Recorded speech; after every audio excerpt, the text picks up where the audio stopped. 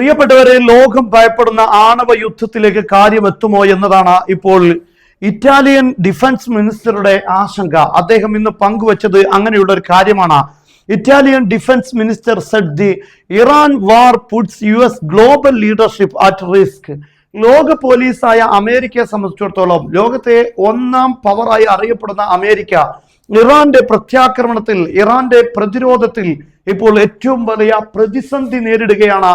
റിസ്കിലാണ് ഇപ്പോൾ ഈ അമേരിക്ക ഉള്ളത് എന്നാണ്, ഗ്ലോബൽ പവർ ഇപ്പോൾ റിസ്കിലെത്തിയിരിക്കുകയാണ് എന്നാണ് പറഞ്ഞിരിക്കുന്നത്. എന്ന് പറഞ്ഞാൽ ഇറാന്റെ ആക്രമണം അത്രമാത്രം അമേരിക്കയെ പ്രഹരത്തിലാക്കിയിട്ടുണ്ട്. അമേരിക്കക്ക് ഒഴിഞ്ഞു മാറാൻ പറ്റാത്ത രീതിയിൽ പല ശ്രമങ്ങളും നടത്തി. വെടിനിർത്തലിന് വേണ്ടിയുള്ള ആഹ്വാനങ്ങൾ ഉണ്ടായി, താൽക്കാലികമായി വെടിനിർത്താനുള്ള ശ്രമം നടത്തി.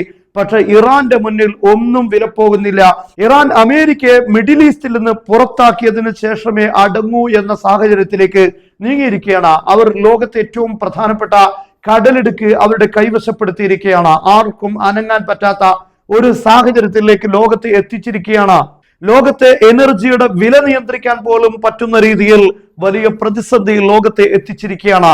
ഇങ്ങനെയുള്ള ഒരു സാഹചര്യത്തിൽ അദ്ദേഹം പറയുന്നത് expressed concern over nuclear escalation എന്നാണ് അദ്ദേഹം പറയുന്നത്. ഒരു ന്യൂക്ലിയർ വാറിന്റെ ആശങ്ക നിലനിൽക്കുകയാണ്. മാത്രമല്ല, അദ്ദേഹം ഇത് റോയിട്ടേഴ്സ് റിപ്പോർട്ട് ചെയ്തിട്ടുണ്ട്, അതുപോലെ മറ്റു അന്താരാഷ്ട്ര മീഡിയകൾ പലതും റിപ്പോർട്ട് ചെയ്തിരിക്കുകയാണ്. അദ്ദേഹം പറയുന്നത് 1945 ഇറാനിൽ അമേരിക്ക ആണവായുധം ഉപയോഗിച്ചു.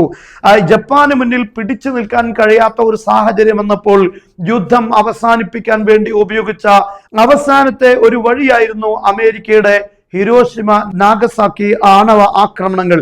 എന്നാൽ തുല്യമായ രീതിയിൽ ഈ യുദ്ധവും അവസാനിപ്പിക്കാൻ അമേരിക്ക ശ്രമിക്കുമോ എന്നതാണ് ഇവിടെ ഇറ്റാലിയൻ ഡിഫൻസ് മിനിസ്റ്റർ ആശങ്ക പ്രകടിപ്പിക്കുന്നത്. പക്ഷെ ഇവിടെ ജപ്പാനിന്റെ സാഹചര്യമല്ല. ജപ്പാൻ തിരിച്ചു ഒരു ആണവാക്രമണം നടത്താൻ അവർക്ക് കഴിവില്ലായിരുന്നു. എന്നാൽ ഇറാനെ കുറിച്ച് അത് ഉറപ്പ് പറയാൻ പറ്റാത്ത ഒരു സാഹചര്യമുണ്ട്.